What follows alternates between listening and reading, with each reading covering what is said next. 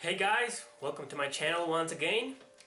I'm gonna make today a top 10 best SRPGs. Well, my favorite 10 of course, at least. The reason I'm making this is because in my last video for the hidden JRPG gems for the PS2, there were a lot of, strategy RPGs. So I thought, maybe I should make this new top 10. So remember, it's my personal opinion, and like I said before, these are my 10 favorite. I'm not saying these are the best strategy RPGs of all time. And I'm focusing on console type RPGs, not on the portable versions like handheld for Game Boy Advance, PSP, PS Vita. Those are not on this list. I'm gonna make another top 10 for those much later in this video, in the next video. So let's get started. Okay, on number 10, I don't own all of these games. I own most of them, but these are the ones that I played before and I consider them to be on this list. So number 10 is going to be Cartia, whatever you wish to call it.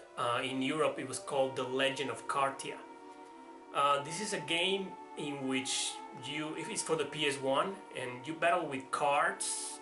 Well, not exactly with cards, I mean, you move your characters on squares, like most of strategic RPGs, and then you sort of like, your characters use cards to summon powers or magic and all that stuff to attack their enemies. And this is a very cool game and very original, not because of the card system, but because of the story. I found this story to be it has its cliches, of course, I admit, but it's just so good. The story of this game is just great. The characters are great. This is the type of game that, in every single minute of the story, you're entertained. I mean, it hooks you. So it's a great game, at least for the story. The music's pretty good. The gameplay is great. The battle system is great too.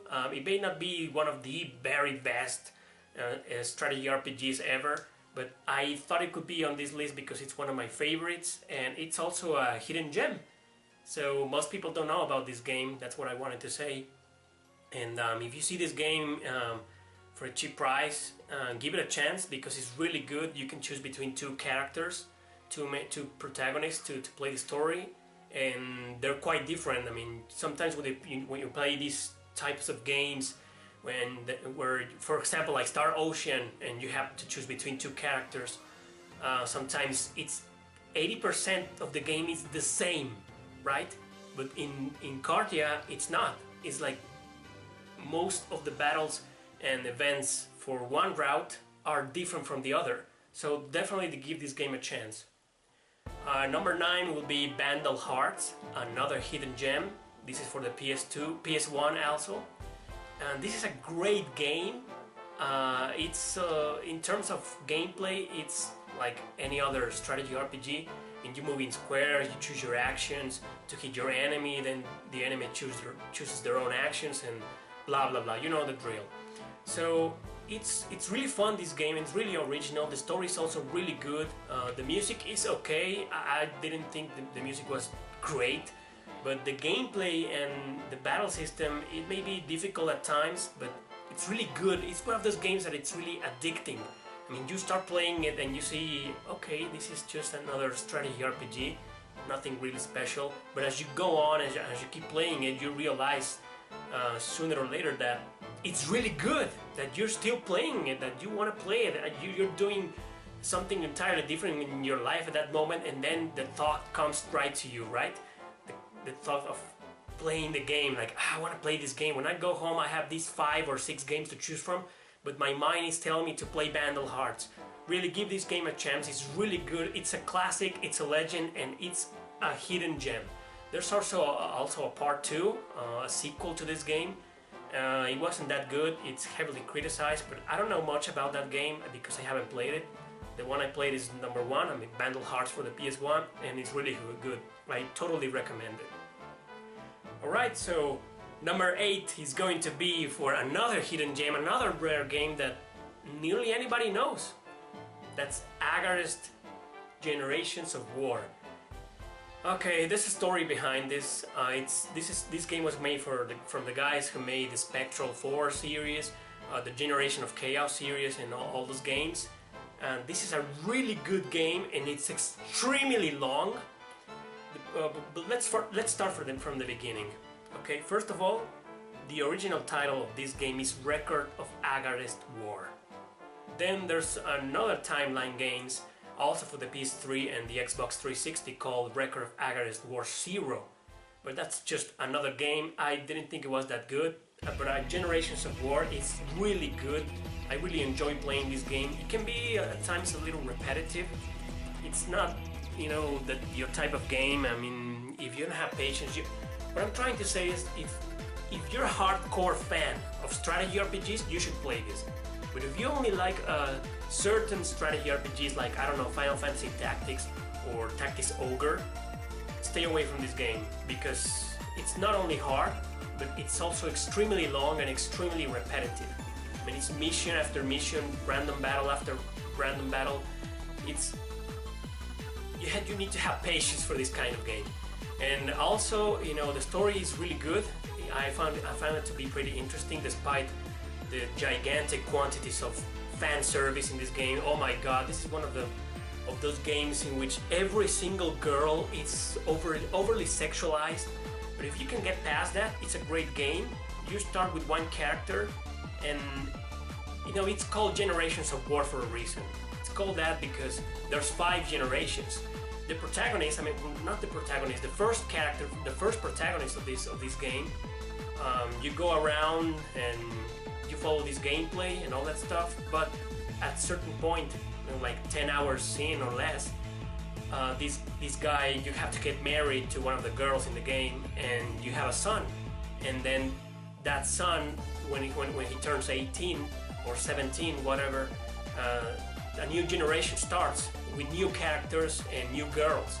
And this is for 5 consecutive times, so it's extremely long. I think it's around 50 or 60 hours for the gameplay alone, with no side quests involved. But it's really good. You should give it a chance. Okay, now for number 7, Growlancer Generations. But this game has 2 games: Growlancer 2, The Sense of Justice, and Growlancer 3. I forgot the name, but anyway, Growlancer 3 is the one I picked for this top 10. Growlancer 2, it's really good. It's how to describe these games? Sometimes you feel like they're real strategy RPGs, sometimes don't, because you don't walk around in squares like many other strategy RPGs. In these games, all of the Growlancer are the same in terms of gameplay and battle system. You give your characters your orders. You choose their actions, and then they go out to carry those actions.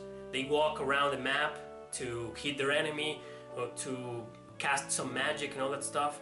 So it's still a tactical RPG, but it can sometimes be a little real-time strategy. Anyway, the games are really good. Growlancer 2, as I was saying, it's awesome. It's an awesome game, don't take me wrong. But I didn't pick it for this list because it's very short, and the story is a little weak, and the characters, well, they are also, especially the girls, overly sexualized, like many Growlancer games. But that's why I didn't pick it for this list. My favorite is from this set is Growlancer 3, and that's a very great RPG. You should give it a chance if you can. It's a great story, great characters, great gameplay. It has everything you ever wanted to have on a strategy RPG. It's a great game. Alright, so for number 6 we have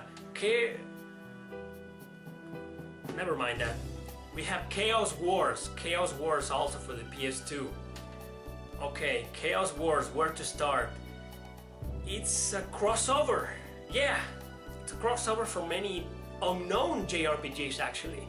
If you play that game, and if you're not into RPGs or strategy RPGs, you may not know any of the characters at all.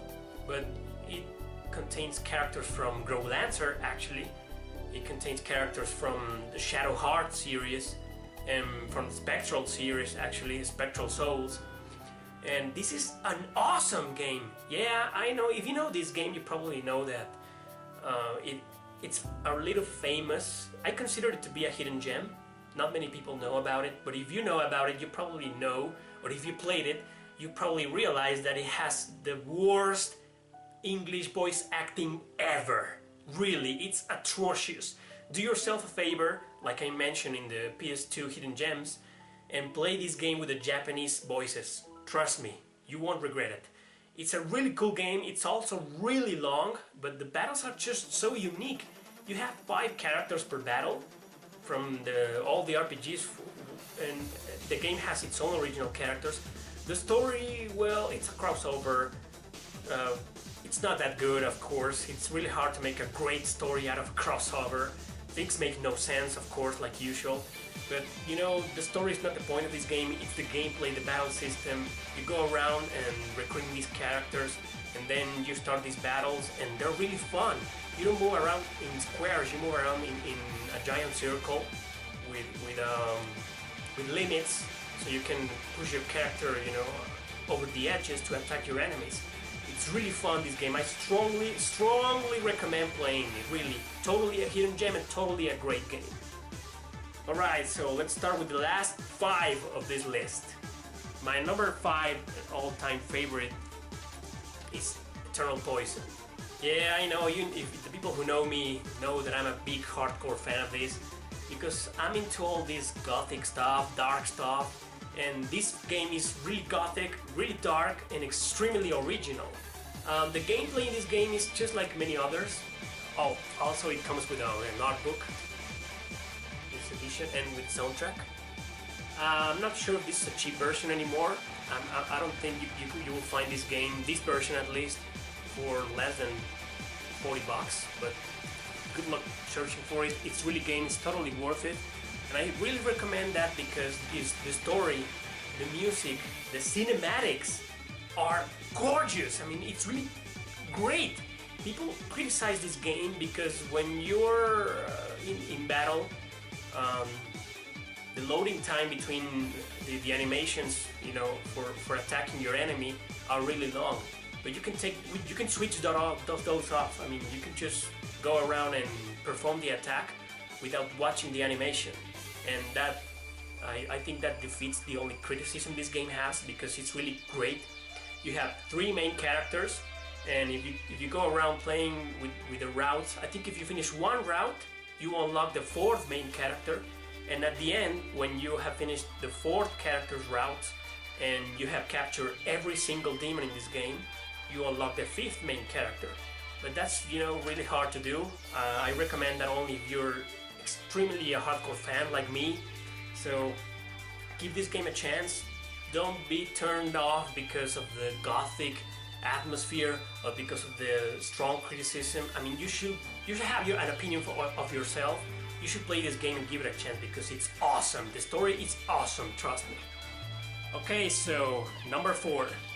Yeah, it's the one you're watching right here on the TV. Valkyria Chronicles. Now, when I made this list, I was thinking, this is not a hidden gem, and this is pretty well known, and most of the games you've seen right now are hidden gems, of course, but this is a game that definitely had to be on this list. The single reason being because it's a strategy RPG. I mean, some people consider it to be a strategy game, not exactly an RPG, because you manage an army, and all of them have guns, so it's like playing a Japanese version of Call of Duty in 3rd person. Okay, bad reference, I know, forgive me. But it's a great game. I mean, I don't think I can say much about this game that you don't already know, because it's pretty well known. Some people have said it's a hidden gem. I don't think so at all. I mean, this game is pretty famous. It's a PS3 exclusive, and you should give it a chance because the gameplay of this game is extremely addictive and extremely original. I mean, you go around and you don't move on squares, but it's a strategy RPG. It's like you're moving on invisible squares, a little bit like the Chaos Wars game. You go around and characters have a limit depending on their agility or the speed or their class, most likely. And you go around walking until you have your enemy on sight. But if your enemy is on sight, they fire at you. so you need to be really careful. You know, it has a lot. This game has almost everything. I know the story is a little cheesy. I don't think it's a strong point of the game. It's good, don't take me wrong, the story is really good, but it's a little cheesy, it's a little normal. But come on, I mean, sometimes you don't need to have really complicated and deep stories to make a great game, right? I know you agree with me. And after all, it's a video game. Even if the story is a little bad, you can still have fun playing this because the gameplay and the graphics are extremely beautiful. Give this game a chance if you haven't. So, now to my last three. Yeah, it was kind of predictable. You know me, the people who know me know that I'm a big, huge fan of Fire Emblem. Yeah, and Fire Emblem for the Wii, it's an amazing game. It's really long, it's a little hard, because I don't know what happened with the localization of this game, that if you play on easy, you're actually playing on normal, or something like that. I don't remember because I always play these games on the easy mode, and if I like them and if I find them to be challenging, then I go to normal mode and then to hard mode. But the thing with Radiant Dawn, it's a sequel to the GameCube one, to Path of Radiance, a direct sequel. But the thing with this game is that many people criticize it at first. I have no idea why. When I played this game, I was, you know, overwhelmed. It's just extremely good. And if you're into Fire Emblem, even if you're not a fan of Fire Emblem, you should play these two games. Unfortunately, yeah, these games are expensive nowadays. Really expensive. The two of them, the GameCube version and this one over here, Radiant Dawn, they go for over $80 at least. $80, $100 range. So good luck, really. But if you happen to find one of them, play it. It's really awesome. Okay guys, number two, obviously Path of Radiance. Since I was talking about Radiant Dawn in the third place, second place goes to Path of Radiance. Remember, again, this is my top 10 favorite SRPGs. I'm not saying this is one of the very best, but I think people should consider it, at least for console. I know the handheld versions for the Game Boy Advance are extremely popular, and they are considered to be two of the greatest strategy RPGs of all time. But we're not talking about handheld systems, we're talking about consoles for TV, and Path of Radiance is one of the very best. This was the first on my list, but you will see which one is the number one later. You should play this game, it's really cool. I mean, there's a huge, and I mean a huge difference in graphics, and not on the battle system, but in gameplay, between the Game Boy Advance versions and the GameCube version. You know, this is Nintendo. Okay, Nintendo put a lot of money in this game to make it look beautiful and to make it awesome. The story is great, the characters are great, the gameplay is great, the battles, everything is great in this game. Come on, why haven't you played this game? If you're into strategy RPGs, you must know Fire Emblem. And if you can get your hands on this, even though it's expensive nowadays, give it a chance, give it a go. This game is awesome. Finally, my number one of all time, another hidden gem, Growlancer 5. Yeah, you know, I'm a big fan of Fire Emblem, I'm a big fan of Suikoden, but I'm also a big fan of Growlancer. That's why there's two Growlancers on this list. Growlancer 5 Heritage of War, I think it's the number one on my list because I have played before when I was little, when I was like, I don't know, 17 years old, 16 years old, strategy RPGs, and I like them. I think one of the very first strategy RPGs that I played in my life was Final Fantasy Tactics, and I didn't get that much into that game. I didn't like it at that time. I know it's a great game and I should get back to it one day, but the thing is that I played these kinds of games before where you move around in squares, and at first I didn't like it. I didn't like that genre until I played Eternal Poison. But then, a couple of years later, I found this game. This was my very first Growlancer. I found it on a store and I just picked it up and I said, what kind of game? This doesn't look... It's a turn-based battle system, an action RPG. What kind of game is this? Well, I had the big surprise, one of the biggest surprises in my life, in my gaming life, that this game, like the previous Growlancers, are like real-time action turn-based strategy RPGs. They're everything. Like I explained before in Growlancer 3, You choose your actions, the actions of your characters, and then go around in real time to carry those actions, to carry those attacks. And once they're finished their enemy, or once they have cast the magic, the corresponding magic, you have to choose their actions again. It's really fun. You really have to use your head on this one.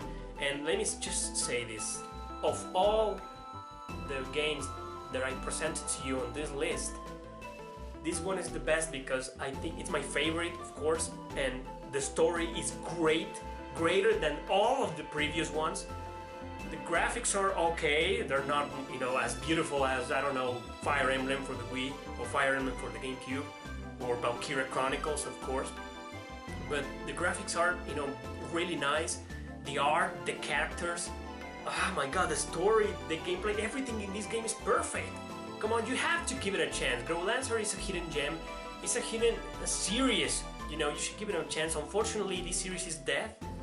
Yeah, it's sad to say. It's a tragedy because they're great games, but not many people in America or Europe appreciate them. And I think that's a terrible mistake because GrowLancer is one of the best strategy RPG series of all time. Really, I can't stress this out enough. Play this game. You will have the same surprise that I had when I was younger, and you will love this game. You have to love it. It's just beautiful. But okay, like I said, this is my personal opinion, my top 10 favorite games. I'm gonna do some honorable mentions at the end, because, you know, if I don't mention these games, you're gonna hate me or whatever. Final Fantasy Tactics being one of them. Well, I'm not gonna mention that in the honorable mentions because I've been mentioning that game in the entire video. But okay, whatever. Thanks for watching, guys. Take care and stay put. See you next time.